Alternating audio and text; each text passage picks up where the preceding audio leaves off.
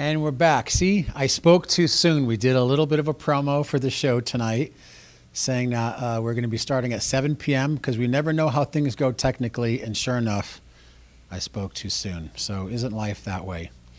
So we want to welcome you to the Golden Road TV and sometimes a radio show. I'm your host, Michael DiMartino.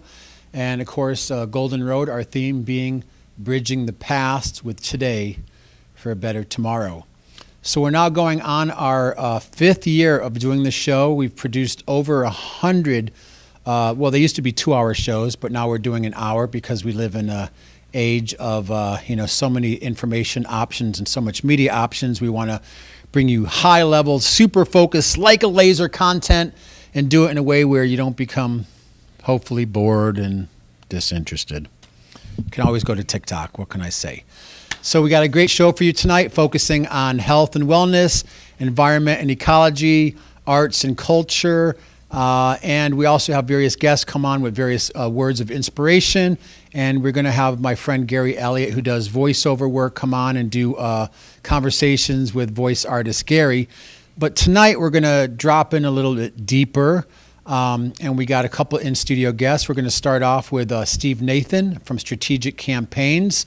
And then we're going to have Mr. Douglas D. Becker for our Gift of Health and Wellness section.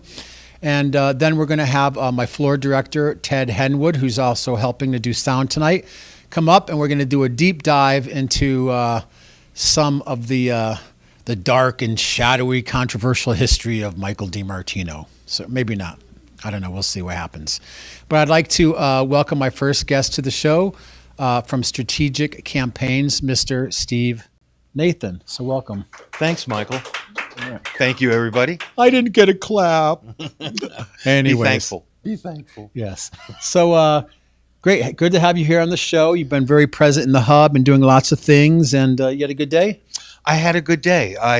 It's interesting how some of the conversations we have end up happening in the future, not that far away. It's kind of why you invited me back, isn't it? We are in Nirvana City, where we're templating out this prophetic reality for the rest of humanity to see. I love being here. I think that one of the things that we've been doing as a country is we've been fighting over ideologies instead of working to make sure that we build things forward as a country. No, we haven't. Okay. I'm going to come to blows with you, sir. Okay. Be my guest. Be my guest. Very true, though. And it seems to me that part of the problem that we're facing is that we seem to have forgotten a lot of our history. We seem to have forgotten how we became the most powerful country in the world. And a lot of that had to do with our manufacturing capabilities and our infrastructure. And we've gotten away from that. We haven't invested in infrastructure in a major way since the 1950s. We do a lot of infrastructure at state levels, but nothing like the level that we really need. Highway systems have been patched together. They need to be maintained. Bridges fall down. And recently, right here up the road from us, the Oroville Dam, one of the largest earthen dams in the world, actually began to collapse and would have literally washed out a lot of Yuba County and all the way down through Sacramento. So these aren't about the convenience of living in the United States. These are infrastructures that are essential, kind of like what's happening in Texas right now, to our survival.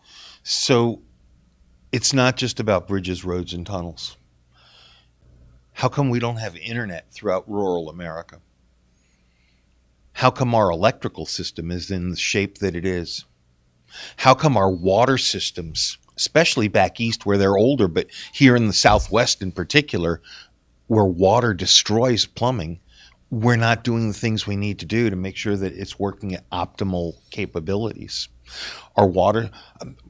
Our nuclear power plants, our computer systems, and our internet. It's been said that the Russians have been able to hack that. And what if they decide to get angry and shut down all of our nuclear power plants? Right. And I think just to bring to light some of the other infrastructure issues that have come up over the last few years, I mean, look back towards the crisis in Flint, Michigan, where even to this day, thousands of people are being poisoned by lead in their water. Meanwhile, the automotive industry is enjoying fresh, clean water to build and create vehicles, but yet huge demographics of so-called marginalized communities are still suffering and being poisoned. So again, the severity, even more recently, what we see happening in Texas, these are really important issues. And if I remember right, over the last 4 years, there was supposedly a great deal of focus. And I know we're not talking about partisanism and political parties. We're kind of trying to help bridge that, but had promised huge investments in infrastructure. And how many of them passed and actually occurred? I remember Infrastructure Week every year for the past 4 years, and I don't remember seeing anything happening on Infrastructure Week or any time thereafter. Right. I've heard lots of arguments that defense spending is more important. It seems to me that I believe that infrastructure is every bit as important, if not more important, than defense spending. Because pursuit of life, liberty, and happiness, right there in the Constitution, the preamble. If we can't have businesses and a country that can survive, I was looking up the definition of infrastructure today, just because I hadn't looked at it for a while. And it's basically, it talks about being below. It's the foundation of any company or entity or family or town or country. And we've been neglecting it for far too long. And it's time that we stop and take a look at how we build that's the one thing I have found about COVID, is that it has given us a license to be able to take everything and look at it with fresh eyes and maybe even from different perspectives and contexts. Well, it's interesting because some people have even branded it as the global reset, which has both its shadowy undercurrents and then also, just the truth of what we see occurring. And let's do this. We're going to take a quick little musical interlude with a piece of music by Mike Shapiro. We're going to come back, talk a little bit more with Mr. Steve Nathan from Strategic Campaigns. And we got another 45 minutes of show for you. Douglas Becker, lots more coming up. But let's give our ears a little bit of some sound candy right now. We'll be back with more with Mr. Steve Nathan in just about 60 seconds. Stay tuned.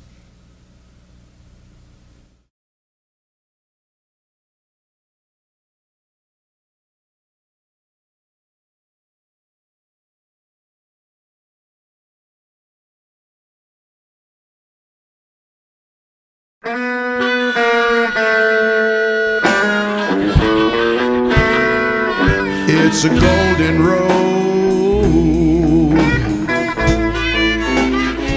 TV show.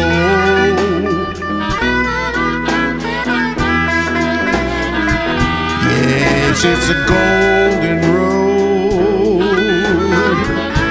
TV show.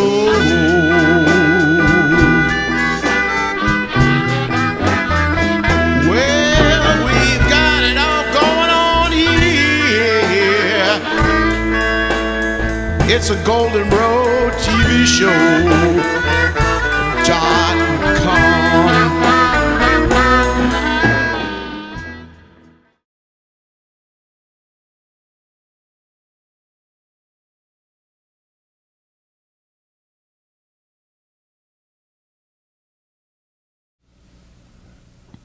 And we're back.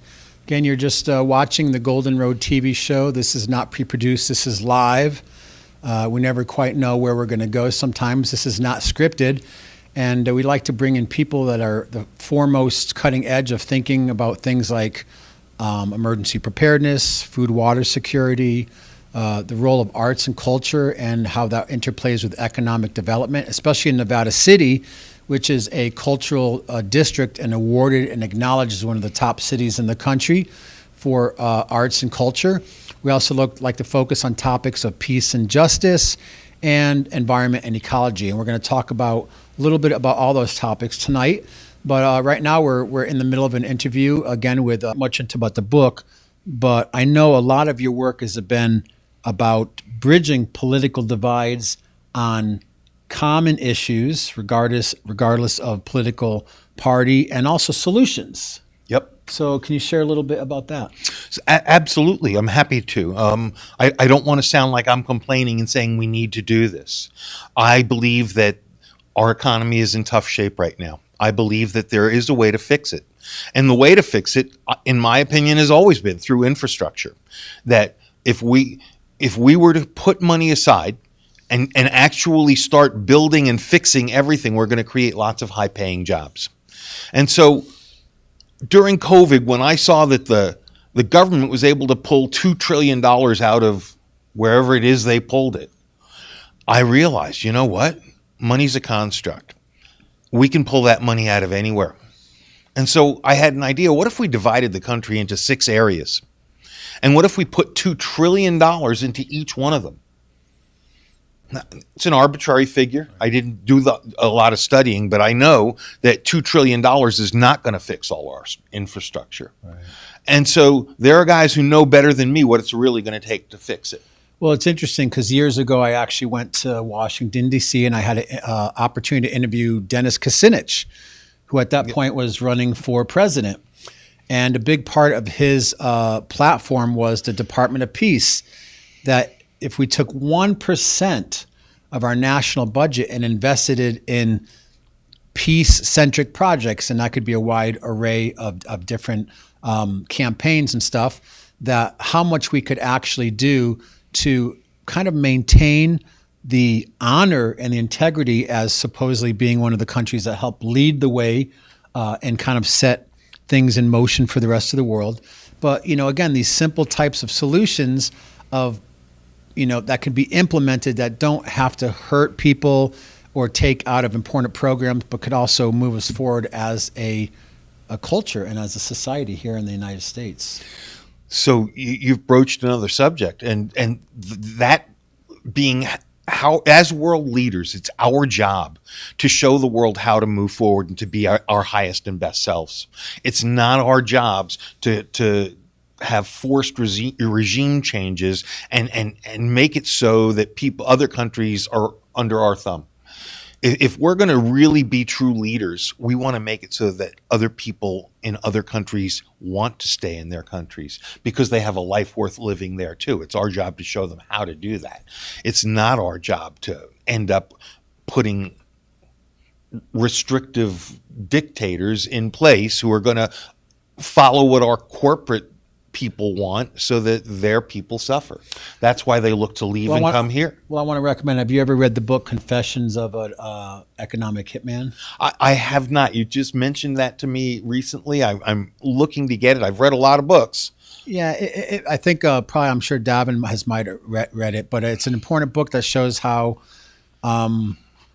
world economy. So we have another minute or two left, and then we're going to switch gears over to Gift of Health. In just another few minutes, I would like to show the Soul of the Delta film, because you're talking about infrastructure, and in a way, not all infrastructure investment might be good. Some of it actually can be extremely damaging to the environment, to communities, to natural resources, to wildlife, and the environment in general. And we're going to talk a little bit about that. For those of you who don't know, there's a proposed Delta Tunnel water conveyance project that's being, what started decades ago and then went through Jerry Brown and now Gavin Newsom, where they basically want to divert 60% of the water flow from the Sacramento River watershed and Delta down through San Joaquin Valley for development in areas that are not suited for people to live in.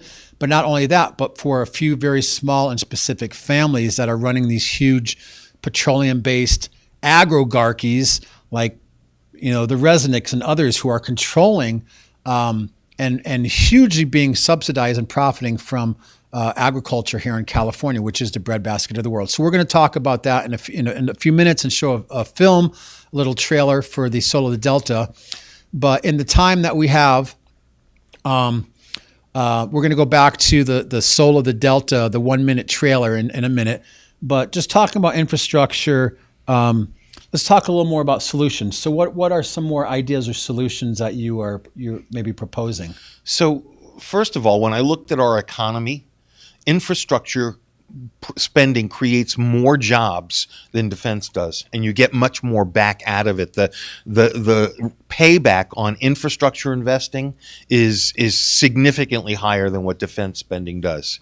And so what I would like to do is get into it with you one of these days about showing you how I believe infrastructure spending can actually help bring our economy back and make us the most powerful country in the world again.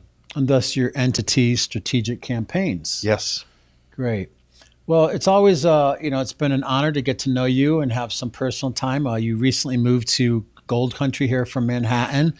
And I know you have a lot of projects happening, but it's always great the time that we've been able to spend here at the Resilience Hub, getting to know each other, and your contribution. You're constantly showing up and leaning in to help get stuff done. So I want to thank you for that. Thank you. And look forward to what trouble we can create and what great media. We have our big event coming up March 20th, 21st, 22nd, the World Water Day. You want to say something quick about that? Just the World Water Day on the 22nd has been a global phenomenon.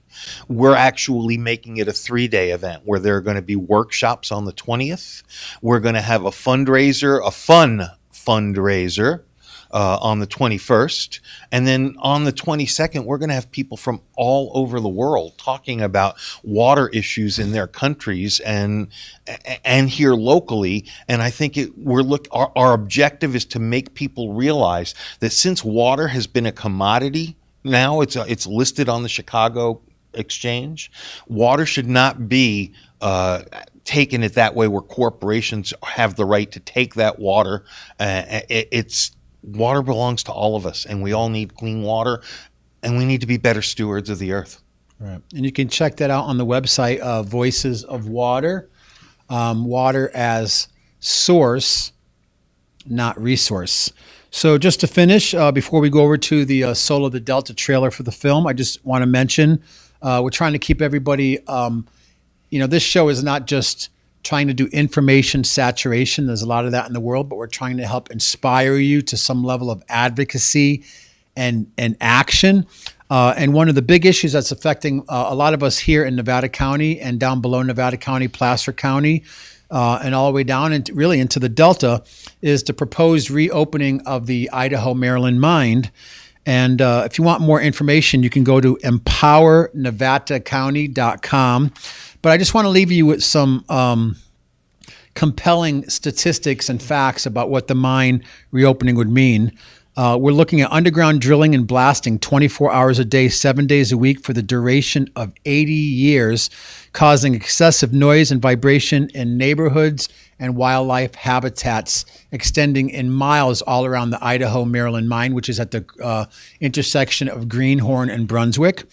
1,000 tons of waste rock and tailings removed daily and loaded into hauling trucks 16 hours a day, 7 days a week. 50 to 100 daily round trips of mine waste from the old mine that's still there, that needs to be remediated and cleaned up, along with additional waste being contributed. An annual production of 9,000 metric tons of greenhouse gas emissions, including CO2, 54,000 pounds released daily into our atmosphere, into our breathing space here, not just in Nevada County, but along the foothills. Excessive harmful dust from waste rock being loaded, graded, and compacted 8 hours a day, 7 days a week, and up to 28,000 pounds of explosives stored on site, including ammonium nitrate, fuel, etc. So I want to encourage everyone, again, check out Empower Nevada County. I want to thank Tara for putting that website up on the screen. Also, you can check out cea.nc.org. They're working with some lawyers also, but this is an issue that we need you to get up off the couch and get involved in. We're planning a big public display of dissatisfaction.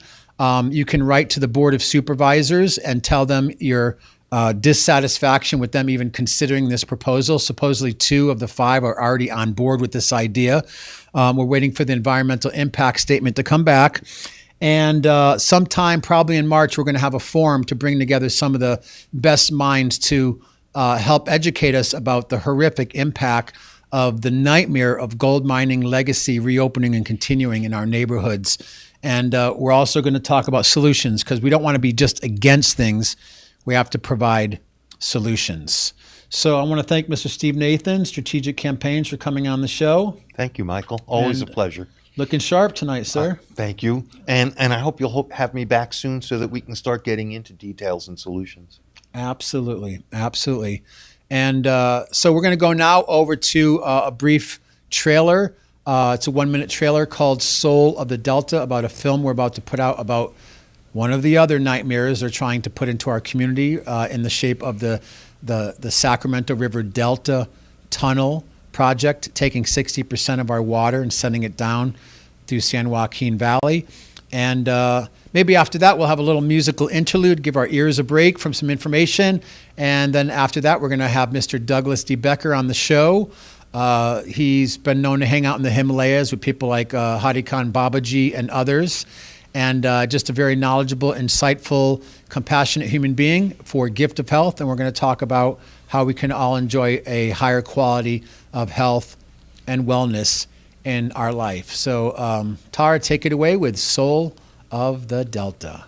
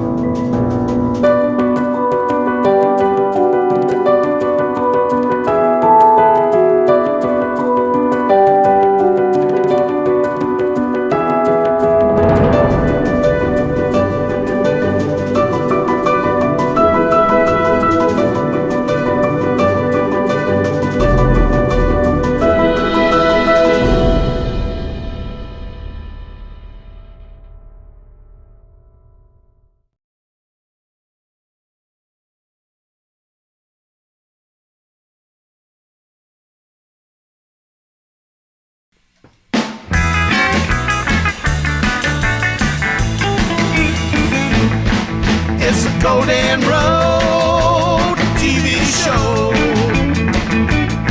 It's a Golden Road TV show. Well, listen once, listen twice. Oh, won't you please take my advice? It's the Golden Road TV Show.com.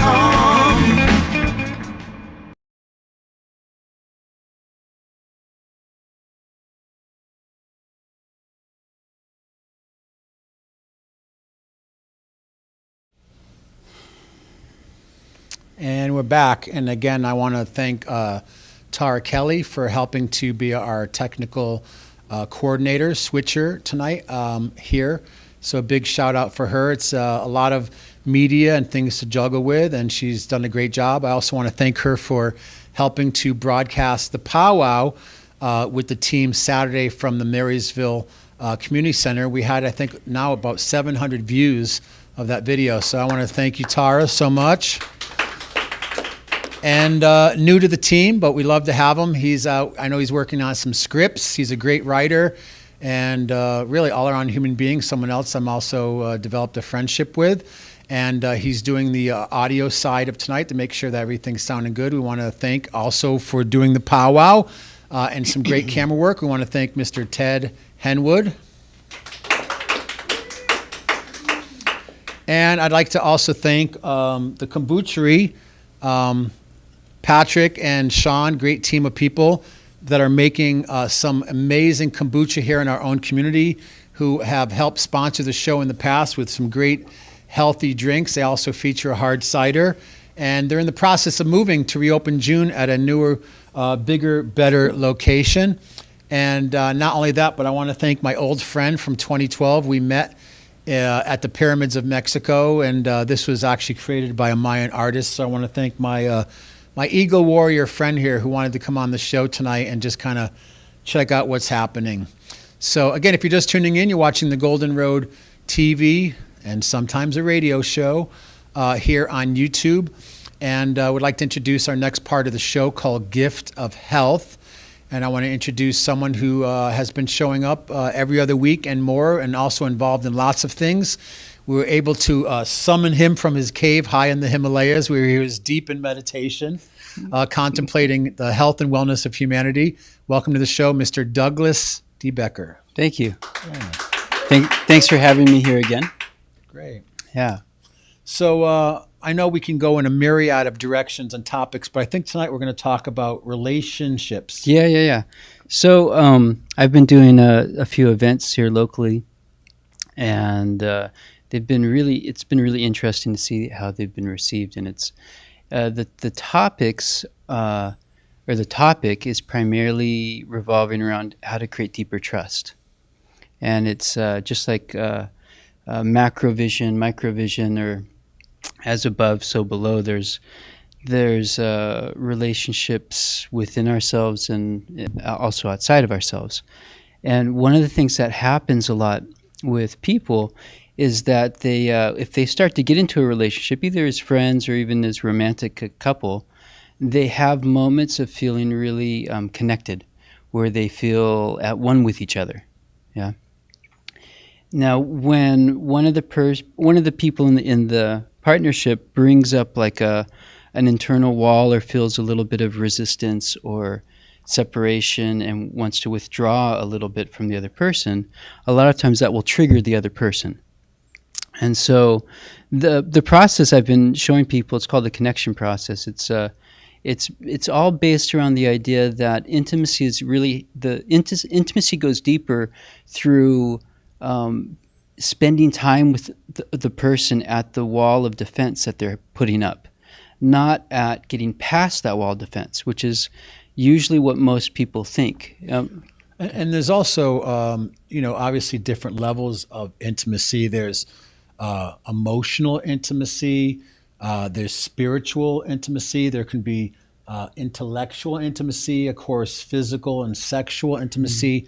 And what I've seen in my life, because we can be creatures of impulse, a lot of people don't know how to necessarily discern the different levels or attributes or aspects of connection, and just kind of like run blindly into like everything has to end up in the bedroom per se. And we kind of get into that fight or flight reality. And I like to say I'm a student of relationships, but sometimes it takes relationships for us to learn the envelope and boundary of our own truth and reality, and actually what we're looking for. So it really comes back to a sense of personal responsibility. So again, we know there's many types of relationships. If someone comes to one of your events, what can they expect to experience? So the events I've been doing, you come with a partner, and then you sit with your partner and you go through a process of allowing the partner to journey into you through staring into your eyes and sharing with the person. What happens is that at a certain point, the person feels that's being journeyed into, they can't respond. There's no response. There's just a monologue from the person going inside.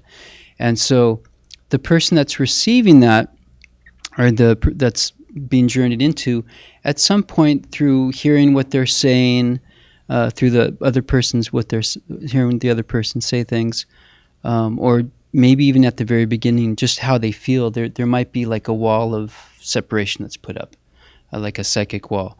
The person that's journeying into that person feels that and starts to explain what that wall looks like, what are the qualities of that wall. And the big part of it is that it's developing a skill set in the person that's journeying into the other person, how to be sensitive when they feel that wall inside of them, inside of the other person. And what most people have, like, it's kind of counterintuitive, because most people that have an easy way of connecting with another person in a sense of, say, union, or a feeling of love or safety, as soon as the other person puts up a wall, they want to basically dismiss what that person's put up to divide the two. They want to go right back to where they feel comfortable and safe, and they want to dismiss the idea that maybe that they aren't safe, and they want to prove that they're safe by basically just dismissing entirely the person's reasoning for taking a break and being separate. Could be because the person's wounds are coming up from trauma, or for whatever reason. And so the in that process, the person receiving the other person going into them puts up the wall, and they feel, because the person's not trying to get past that wall, they verbalize how they're comfortable just staying with that person at that wall. Eventually, the person that's being journeyed into feels like their wall can naturally dissolve. And Now, in is that, it- they feel really seen. Now, They is feel this really something heard. for just like romantic No, no, couples? no. Is this a practice that people can do? Yeah. Maybe it's- with an employee or a yes, friend? yes, or- yes, yeah. Yeah.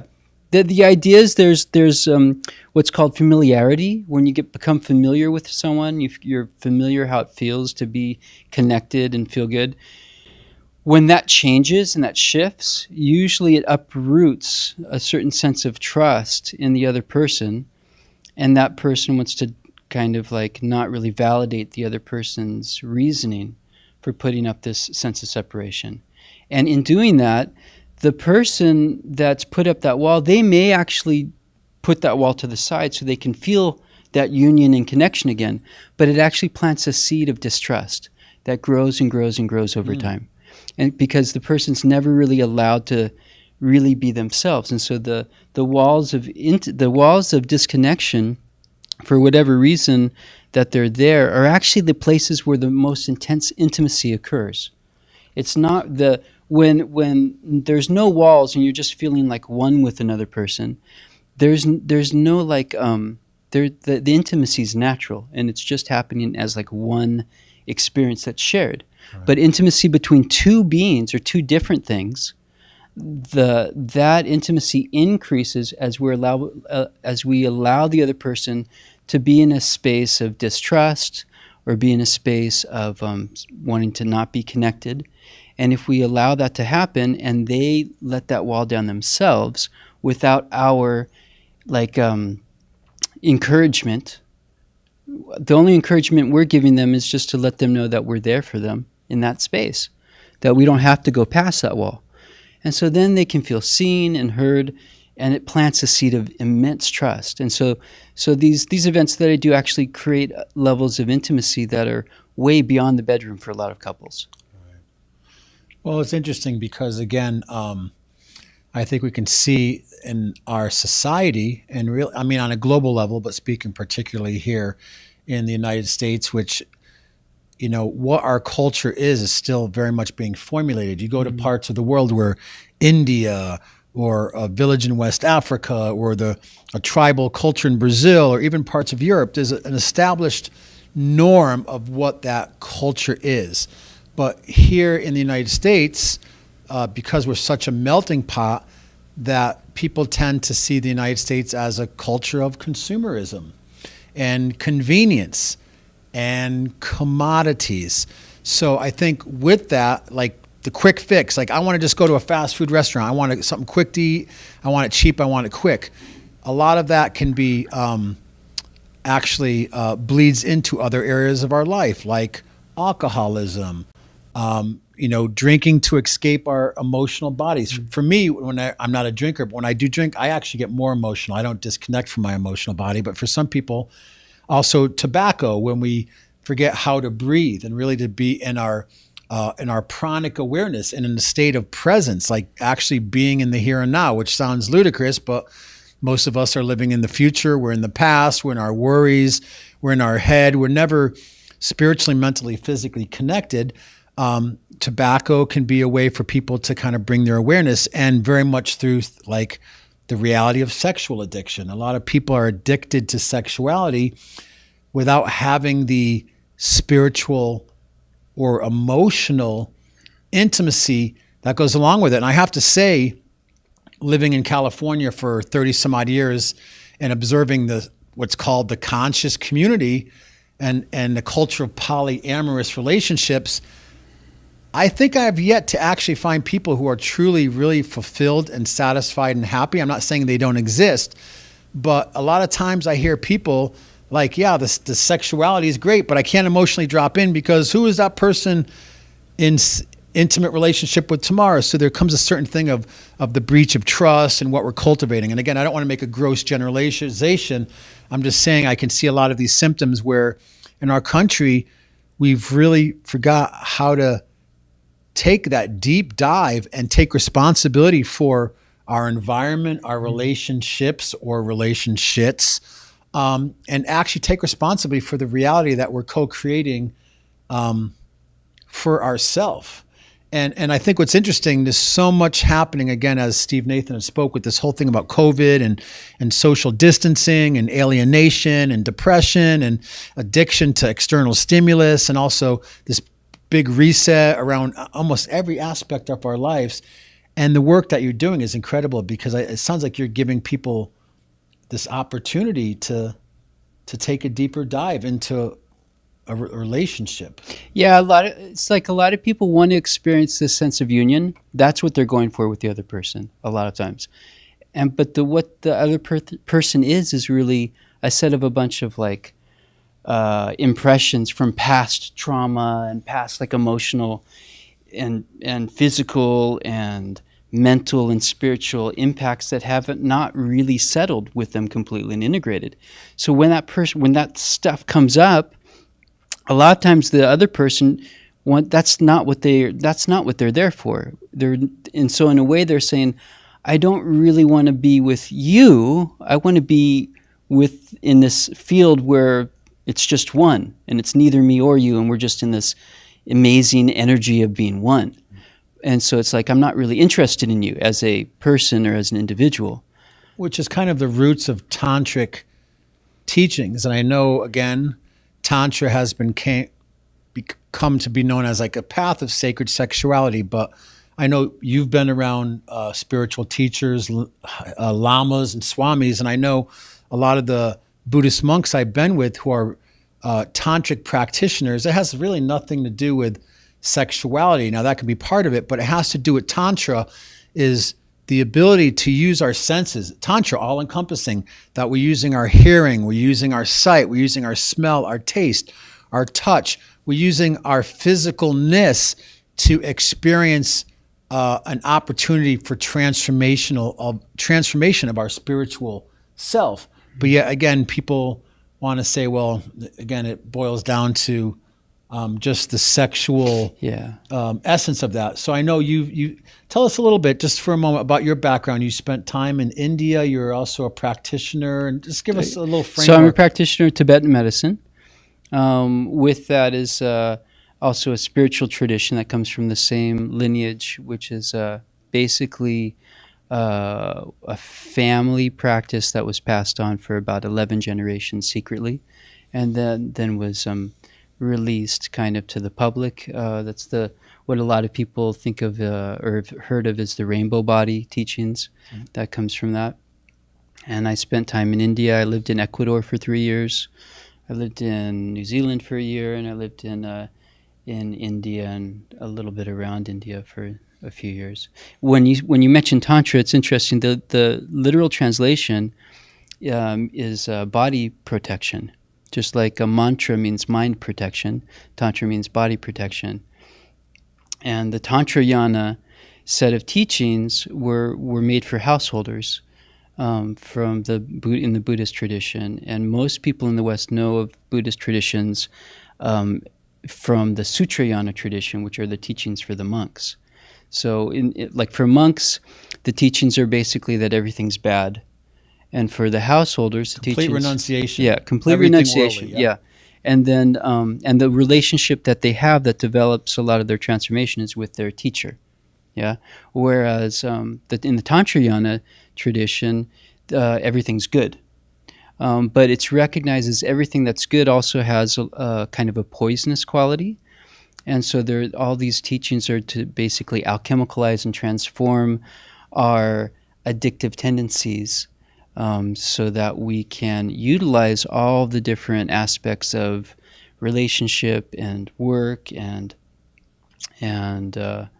old age, and sickness and death in a way of really like transforming ourselves and embodying that sense of being human to the fullest. Right. I'm kind of on the Nagpa crazy That's wisdom what path the tradition. yep. I kind of weave in and out of, sometimes I'll be the monk on the mountain. Sometimes I'll be at the festival, Yeah. playing drums and raging and going on some sort of mind altering journey into the other dimensional fields. So, Yeah, that's where the Tibetan medicine thing came out, the Nagpa tradition. Yeah, they were Nagpas. So those Great. are the real. Those are their focus is like yogis, but for the whole family. The woman's a yogi, the kids are yogis. Their whole society and village is built around that, but not as monks, but as just practitioners. I'm part of the Yogi Bear tradition. Oh yeah, actually, yeah, Yogi Bear. I've heard of Hey, Yogi boo Bear. boo. Yeah, we got a picnic basket. We're going to make some trouble on the spiritual dimensions. So let's do this. We have about another 15 or 20 minutes left of the show. We're going to have Ted Henwood up in a minute. We're going to continue to deep dive. Hopefully, we're giving you some useful information. Again, I want to thank you for joining in on the conversation tonight on Golden Road TV show. I'm your host, Michael DiMartino. And again, Golden Road, not just because we're here in gold country, but gold symbolizing bridging the past with today for a better tomorrow, the road. And gold, of course, is one of the highest alchemic minerals and colors and states. So if people are interested, because I know you participate in the monthly Alchemy Expo, and last month I saw you doing some cupping and different types of medicine. We have some acupuncturists here and masseuses and bioacoustic sound medicine and an incredible array of practitioners. And you can find out more about that on Golden Road Productions Facebook page. But if people want to maybe come to one of your relationship events or find out more about your healing work, how can they do that? Well, first is by the source directory. That's the sourcedirectory.org. Yes. Which we highly recommend you guys to get onto and to check out as an alternative platform for social media. And then my website is indigenousmedicine.net, and you can find out stuff there. Great. Well, Douglas, thank you for your time and thanks for having coming me. out of the Himalayas to bring your rainbow light body here onto the set and dispel some words of knowledge and wisdom. We really appreciate it. Cool. Thank you. Great. So we're going to go now talking about relationships. Part of our relationships can also be with nature. So last year during World Water Day and as part of Earthstock, we actually created a video called Water Dance. And the idea was to create a couple-minute spiritual practice, a mindfulness practice, a meditation that people could use to connect with the various attributes of water through their own personal movements and relationships. So in the dance, we encompass things like, being centered in our hearts, ascending earth energies, descending celestials along with us. This is an instructional video. It just takes a couple minutes. And then after we come back, we'll have Mr. Ted Henwood on the set. And we're going to do a little bit, some more discussion. And again, thank you so much. If you can subscribe to the channel, if you can like it, you can also see on YouTube, you can make comments. And your comments are welcome. Maybe you have some questions that we can field here live on the show and help answer them with the guests that come on the show. Maybe you have some criticism of the show, and that's fine too. Again, we're here in service of the community, trying to bring to our awareness forward thinkers and people who are solutionaries and doing great work in the community. So I'm going to ask Tara now if we can go over to Water Dance. We'll be back in minutes. So again, get up, stretch, breathe, and do the practice. And this is on YouTube on our channel. And you can learn it for World Water Day coming up on March 22nd. We'll be back in just a few minutes. Enjoy the water dance.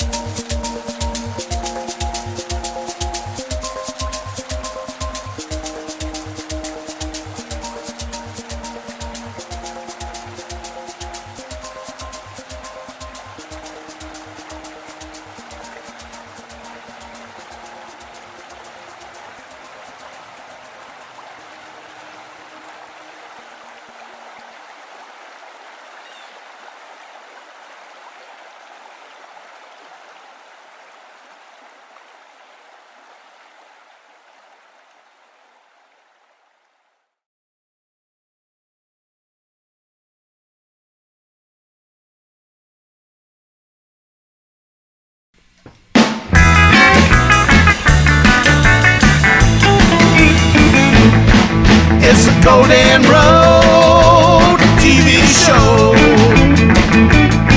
It's the Golden Road TV show.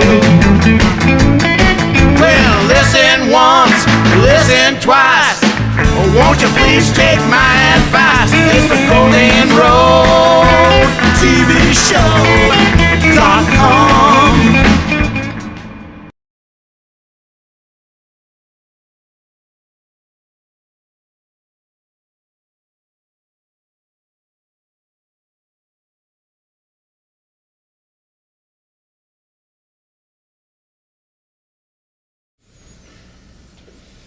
And we're back. Wow, that was amazing. We just did the water dance here in the studio with like 7 or 8 of us, and it felt really good. Hopefully you enjoyed it.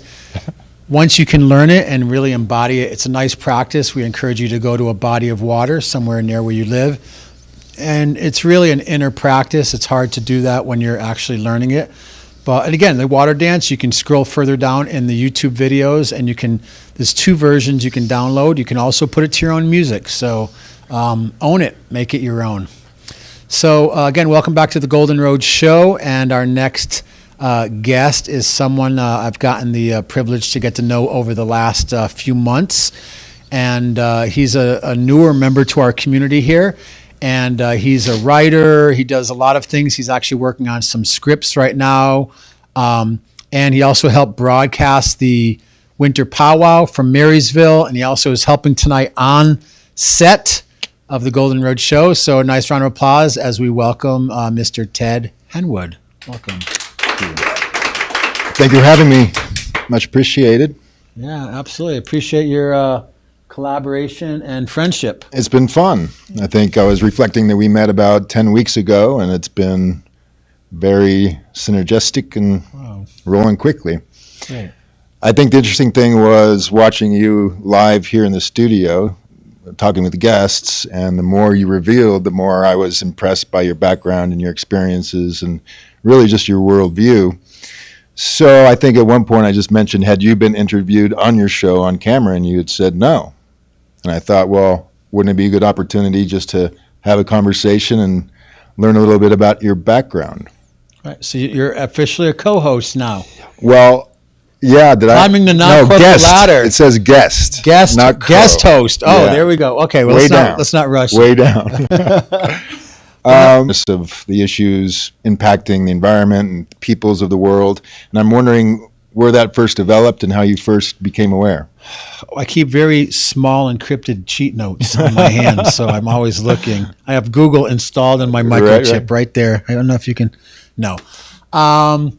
Well, I think it really started off with, when I was younger, I was really in athletics and competition. And the older I got, like the whole mindset of competition became more like, oh, competition actually isn't what nature's built on. It's built on collaboration. So I left my home when I was 16 years old. I actually bought an old Plymouth Slant 6 Duster, and I drove cross country to sit at the feet of one of my gurus at that point, who is no longer in the physical but existed on the astral dimension. So I ended up living on Venice Beach for a year and a half and listening to the poetry of Jim Morrison and doing some journeys into other states of consciousness, let's say. And I just became aware of, how I was raised. I was born in Connecticut. I love New England. I love that bedrock mentality and the New England consciousness. I love the seasons there, but I found out that what I was aspiring for was a little more progressive and cutting edge. So I came out to California, to Venice Beach, and to... You said you had sat at the feet of a guru. Who was that individual? That was Jim Morrison. That was Jim Morrison? Yeah. Oh, wow. It's funny because where I used to sit on the beach years later, they painted a Jim Morrison mural there. So, wow. Yeah. So I was highly influenced. At that point, I was kind of in my poet state, and Okay. I did a lot of writing of poetry and found a lot of symbolism in his words. And then from there, things really just unfolded. California is such a diverse and eclectic place, from Southern California to Northern California. I also was a musician and took some time. I actually toured nationally from coast to coast. I got a chance to see like 40 states by touring around with the Grateful Dead. As a drummer. As a drummer. Actually, it's somewhat infamous. We used to go in the parking lots and would get 10, 15 of us drumming, and it grew and grew. It's at one point, it was like hundreds of people coming to Grateful Dead shows just to drum and experience the tribalism that the Grateful Dead scene kind of allowed to happen. Let's stick with the drum theme for a moment. Was at the concerts in the parking lot where you first started drumming yourself? No, I started drumming younger. I was actually part of a cover band. We did stuff like Santana and Allman Brothers, classic rock stuff, old school rock and roll. And it was just kind of like, it actually just kind of happened. I was at a show one day and just started hitting the drum, and people started coming up, and it became, I met a friend of mine, Lotus Heart, who's kind of a mythological, real Cocapelli type figure, who lived and passed away. He actually passed away in Esalen, meditating, playing didgeridoo at the feet of the Buddha in the hot springs there. And weeks later, Esalen was destroyed by a rock slide, avalanche. Huh. And then it was purified by Buddhist monks. So he was kind of very hyper yogi person who just traveled around with crystals and wore a turtle shell and a pointed hat and brought joy and truth to people. I mean, really a modern day mystic and yogi. It was really, I mean, look online, Lotus Heart, Grateful Dead. He's very much, he literally was the second person ever to play didgeridoo in the United States after Stephen Kent, who was, there's a whole thing of Stephen Kent and Dr. Didge, but my friend Lotus Heart had been playing back into the 70s, was already playing the didgeridoo. So we're going to jump around a little bit. All right. I'm just wondering your first awareness of Nevada City when you first visited here. Probably about 13 years ago. Okay. I tried a relationship. I started dating someone here. And at that point, I was living in Santa Cruz, working at the University of California, Santa Cruz in the theater arts department, doing music for dance classes and working with luminaries like Tandy Beale and Bobby McFerrin and just amazing people. And I just kind of got tired of, I lived in Santa Cruz from 1984. After I left Venice Beach in 84, because the Olympics were coming, they basically turned Venice Beach into a concentration camp. Like, it became from being a very free place to being very controlled because of how we wanted to portray what beach culture in California looked like during the LA Olympics. Uh-huh. So there was a huge kind of cleanup and roundup and sterilization. So I moved to Santa Cruz in 84. I lived there till 1989. And I actually moved from Santa Cruz on Friday, October 13th, 1989, because I had a mystical experience with some Hopi elders in 87 during harmonic convergence. Okay. And I moved to Arizona from Santa Cruz, and 2 days later was the Loma Prieta earthquake. And the house that I was living in was literally destroyed, like days after I moved. So I will say spirit is not subtle. Like, I definitely felt deeply guided and justified in some of the crazy wisdom decisions I've made in my life. So the decision actually to move to Nevada City in particular, was there something here that drew you, or was it? Well, after raising my kids back on the East Coast, Okay. They were in their late teens and then getting a divorce from their mom, who had, I love her, but had chronic unhappiness syndrome. And tend to be a very happy, simple person. I moved back to California. I lived in Santa Cruz for a while, but it was not the same place I remembered. It was extremely expensive. There was a lot of the Silicon Valley influence, a lot of bad feelings towards artists and the people who made Santa Cruz. I mean, Santa Cruz, Saints Crossing, it was a place of visionary people and artists and people like in La Honda and the Merry Pranksters and, again, the Grateful Dead and all these people who had lived there, and Esalen and the people that were very much part of the 60s and 70s of creating this new wave of consciousness and human rights and civil rights and the Back to the Land movement and the organic food movement. It was like, it wasn't very pleasurable. So I really, the first time I came to Nevada City, I fell in love with it. The nature that's here, the lifestyle, the Yuba River, a feeling of connection and community, and of course the healing power of the gold in the land. And that was even before I found out about the Edgar Cayce prophecy of the city of light, attracting people in a time that the world would collapse. And we've even rebranded it as Nirvana City. So as I'm climbing up this corporate ladder, I know I'm a guest host, so I'm going to cut this interview. climbing quick, brother. I'm going to quit this interview now because we ran out of time. But I'm going to invite myself back to do this a little bit more. Please. But honestly, I do want to dig a little bit deeper into your connection with the indigenous people, your mystical, spiritual experiences, if you're willing to talk about those on camera, which, I understand the privacy factor with that. Mm-hmm. But I really do feel, revealing more of your personal side and personal life experiences to this community, which I think you've had a tremendous impact on and will continue to. I think that story or that part of your identity should be shared. And I mean that legitimately. I will speak for myself, watching you operate, watching the relationships you've built. What you're doing here is highly praiseworthy. And I just really feel like that personality should come forward. Not that it isn't, but I do feel this interview would have more value shared with the community. So, well, thank you for saying that, because I've always been more a person about the message than the man. Yeah.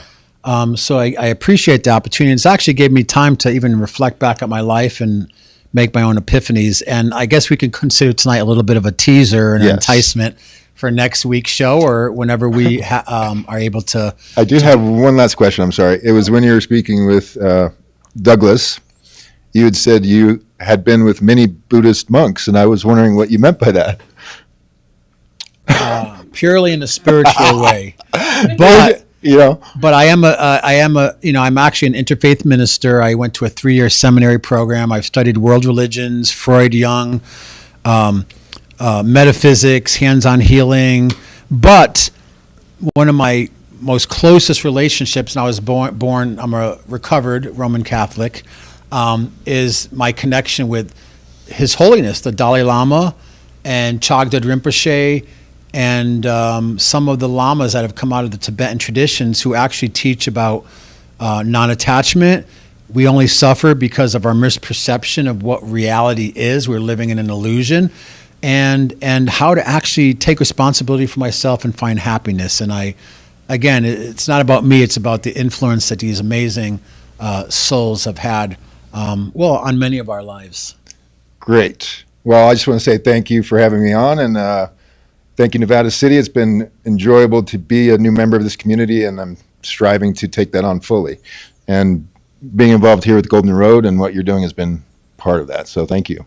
Yeah, and you were well appreciated at the powwow. I know a lot of people commented, because there is a certain sensitivity and respect that comes with working with the Native community. And it was really, it was an honor to have you there. It was cool. And I'm looking forward to continuing our journey. And I also want to thank my partner, KT, and also your partner, Giselle, for helping to bring some beauty to the set and for all that they do. And also, again, Davin Skonberg, who has been a huge influence and Jedi brother here at the Hub.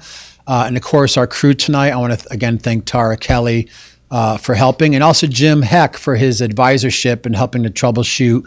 And for all of you for helping to make Nevada City an incredible community. And all of you, my family and friends from Santa Cruz, I know some of you are watching tonight.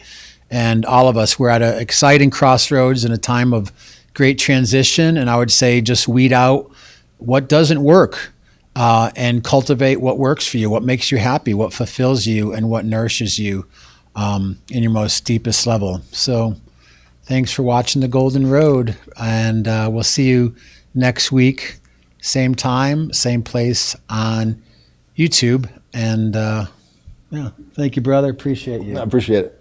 All right. And we're going to roll credits now. Thank you so much.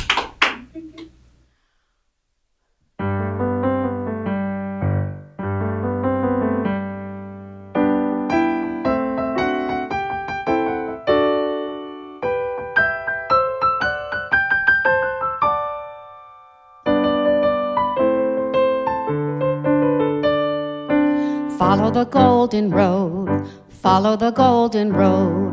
Follow, follow, follow, follow, follow the golden road.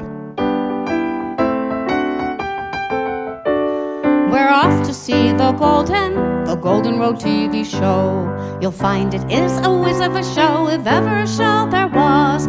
It's arts and culture and history, environment, health, technology, and peace and justice, science, just because of the meaningful things it does.